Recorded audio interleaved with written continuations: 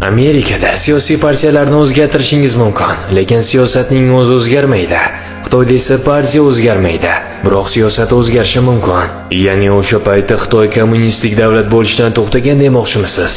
Aslida Xitoy bu jonli va jadal rivojlanayotgan bozor iqtisodiyotiga ega davlat, ammo u kapitalistik mamlakat emas. Sababi shundaki, Xitoyda bir guruh milliarderlarning siyosiy byuro ustida nazorat o'rnatishi mutlaqo mumkin emas.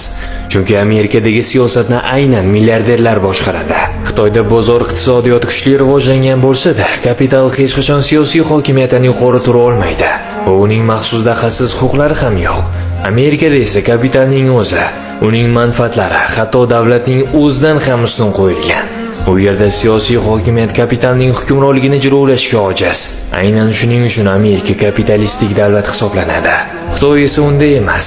Shu boisdan so'nggi 65-66 yil davomida yagona partiya boshqarib kelayotganiga qaramay, Xitoyda yuz bergan siyosiy o'zgarishlar zamonaviy tarixdagi boshqa har qanday yirik davlatnikidan ko'ra ancha kengroq, chuqur va ulkan bo'lgan. Siz har qanaqasiga tizimning bir qismisiz. Lekin kimsiz? Tizimning boshqaruvchisimi yoki uning xizmatchisi?